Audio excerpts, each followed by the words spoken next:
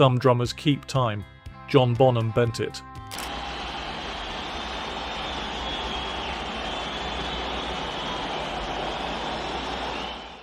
In every band, there's a heartbeat. But with Led Zeppelin, the pulse was human, furious, precise, alive. Bonham didn't play like he was following a song, he played like he was summoning one. From the thunder of When the Levee Breaks to the restraint of Kashmir, his drums weren't just rhythm, they were landscape. Every beat a crash of weather, every silence a held breath.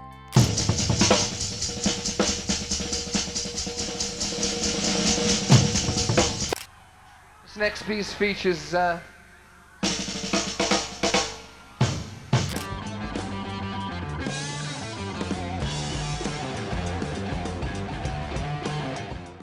For a decade they were unstoppable, but even inside Zeppelin's chaos, Bonham was something different. Discipline wrapped in fury. His timing made the wild sound inevitable. His touch made the impossible sound natural. He wasn't the fastest. He wasn't the flashiest. He was the weight that made everything else lift. This isn't just about the greatest drummer of all time, it's about the real reason why. Here's the story of John Bonham and how one man's rhythm changed the course of music forever. The Pulse, before the storm. Before Led Zeppelin ever formed, John Bonham was already a rumour in Birmingham. Drummers talked about him like a ghost, someone who could make a pub sound like a thunderstorm. His power wasn't loudness, it was control. Every hit had intent, every silence had weight. He didn't play time, he commanded it. Born into a working-class family, Bonham's introduction to rhythm wasn't formal, it was instinct. Pots, pans, anything that could ring or rattle became part of his first kit. He never learned to read sheet music, yet by his teenage years, his timing could stop a room. In local bands like the Senators and later the Band of Joy, he built a pulse that was both unrelenting and deeply human, swing and steel in equal measure.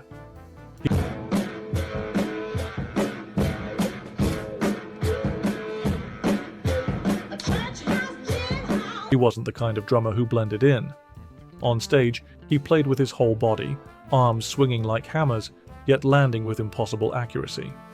His bass drum technique became legend even before fame found him. Using a single pedal, he created a double kick effect most drummers still struggle to replicate today. It wasn't about showing off, it was about turning energy into structure.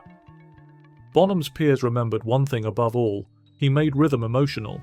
You didn't just hear it, you felt it in your ribs. Bonham didn't keep the beat, he was the beat. He brought dignity to force, poetry to precision, and set a new law for what drumming could be. Before Zeppelin, there was already a storm. Bonham was just waiting for lightning to strike, the making of a monster. When Jimmy Page built Led Zeppelin, he wasn't looking for a drummer, he was searching for an engine. Bonham didn't just keep up, he defined the vehicle. In 1968, when the four of them entered Olympic Studios, the chemistry was immediate and volatile. Good Times, Bad Times wasn't just a debut track, it was a declaration. No one had ever played like this before. Bonham's technique was a paradox, ferocious yet disciplined. His triplets, on the bass drum, rewrote what rock percussion could be. He had power, but it was his groove that killed you, Page once said. In those early sessions, Bonham's drumming became the gravitational center of every take. Engineer Glyn Johns said that when he hit, it felt like the room itself moved. He approached the drums like a melodic instrument, playing riffs alongside Page's guitar rather than beneath it. On Dazed and Confused, his snare became punctuation, answering every riff like dialogue in a fight.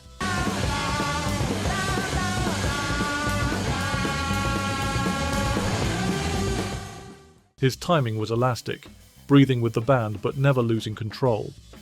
Off stage, he was quieter, analytical.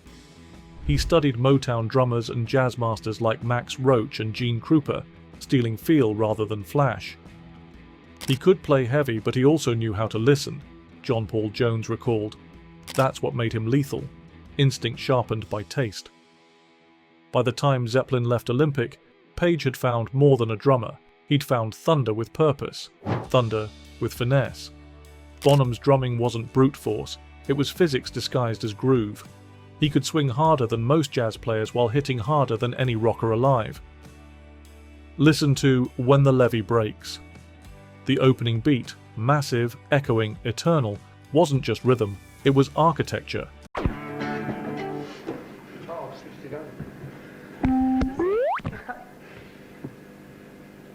That song, recorded in a stairwell at Headley Grange, captured the impossible, weight and space in perfect balance. Producer Andy Johns later said, "We didn't record John Bonham, we recorded the air he moved. The reverb wasn't an effect, it was a monument. He could make a kit sound orchestral." Kashmir pulsed with discipline so tight it felt hypnotic. Every cymbal hit was placed like a painter's stroke, deliberate and alive.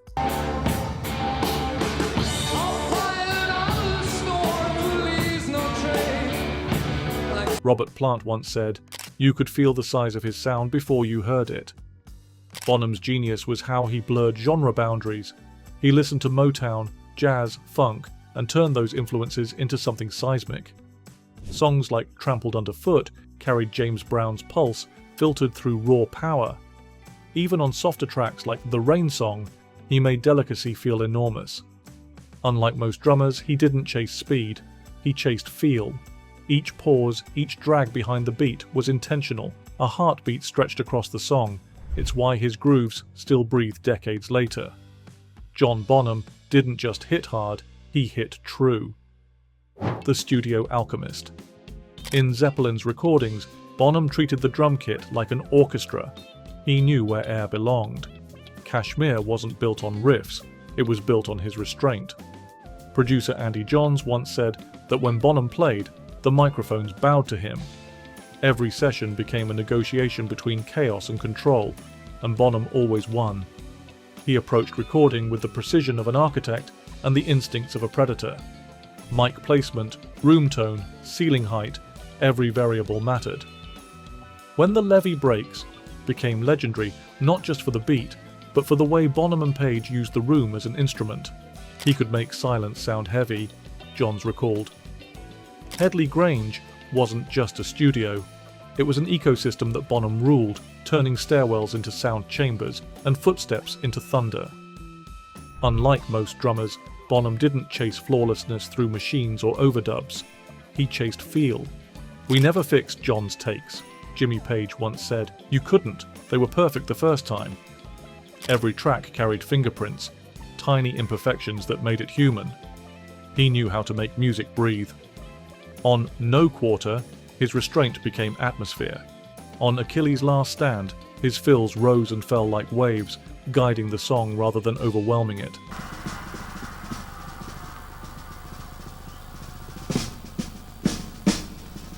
What Bonham created wasn't simply drumming, it was sonic architecture.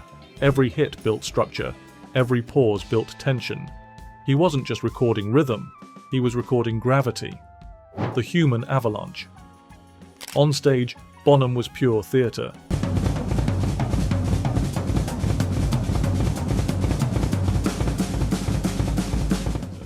He didn't just perform solos, he devoured them. But behind that ferocity was precision. He could turn syncopation into story, making 10 minutes feel like 2. Fellow musicians described it as hypnotic, like watching someone wrestle the sky and win.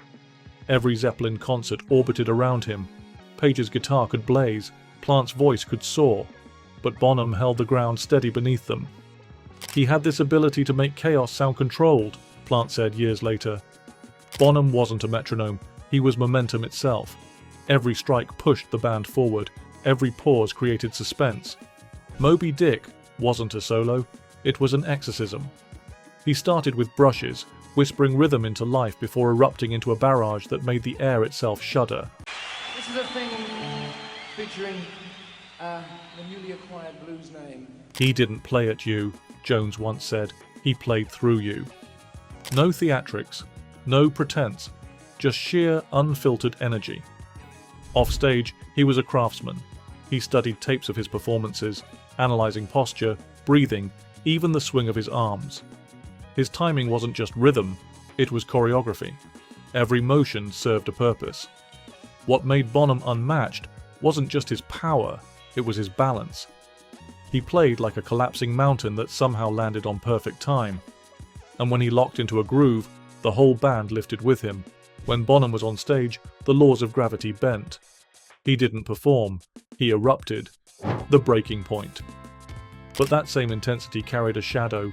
Fame, exhaustion, alcohol, it all collided. Friends said Bonham lived fast because stillness frightened him. The night before he died, he was rehearsing for another tour, still obsessed with perfection. His death in 1980 didn't just end a life, it silenced a frequency. Zeppelin knew instantly, without Bonham, there was no Zeppelin. By then, he had become both the engine and the burden of the band. The road had stretched too long, the highs too high, the nights too wild. He never slowed, Jimmy Page later said. He only had two speeds, flat out and gone. Behind the stage, fury was exhaustion, hidden beneath laughter and bravado. Bonham didn't crave chaos, he simply didn't know how to stop moving. Touring became a loop of brilliance and burnout. He'd pour everything into a show, then collapse into silence. He demanded more from himself than anyone ever could, John Paul Jones recalled. He was haunted by the fear of losing control, of failing to live up to the myth he had become. That final night he played for hours, still searching for a groove he could never perfect. Then the rhythm stopped. Zeppelin's statement days later was quiet, absolute. There would be no band without Bonham. It wasn't just grief, it was surrender. Zeppelin had always been a single heartbeat shared by four men, and when that heart stopped, so did the thunder, the pulse that never fades. Decades later, his influence still thunders across music. From Dave Grohl to Chad Smith, every rock drummer still measures time against Bonham's ghost. When the Levee Breaks is sampled by hip-hop producers, studied by jazz purists, worshipped by metalheads. It's proof that rhythm can outlive the hands that created it, and perhaps even the age that birthed it. Bonham's legacy isn't nostalgia, it's evolution. His groove is everywhere, in arenas, in basements, in headphones on sleepless nights. No one's ever hit a snare like him, Grohl once said. He didn't just play louder, he played deeper. His timing was elastic, his sound alive, like the earth breathing under the music. You hear him in the swagger of modern rock, the looseness of funk revival, the sampled pulse of hip-hop. When the Levee Breaks alone has been reborn countless times, from Beastie Boys to Beyoncé, because it refuses to age. Producers chase his tone, drummers chase his feel, but no one captures his gravity. Robert Plant once said, "When John hit the drums, the world shook, but it always landed right." That's the paradox of Bonham: raw power, absolute control, and emotion you could measure in decibels. He didn't leave behind perfection. He left behind pulse. And half a century later, every echo, every loop, every rhythm that shakes a floorboard still carries the same signature, the sound of a man who didn't just keep time, he defined it. Bonham's story isn't just about drumming, it's about time itself, how a man could bend it, break it, and make it sing. His greatness wasn't in technique or fame. It was in the honesty of motion, the sound of someone giving everything every night, until there was nothing left to give. He showed that rhythm could be more than structure. It could be emotion, identity, defiance. Long after the sticks stopped moving, the echo remains, alive in songs, in hearts, in the pulse of anyone who ever felt the need to hit something just to make the world move. His spirit hides in the spaces between beats, in the silence before the crash, in the breath musicians take before the storm begins again. John Bonham didn't live forever, but his rhythm did. Because time, once he touched it, never sounded the same again.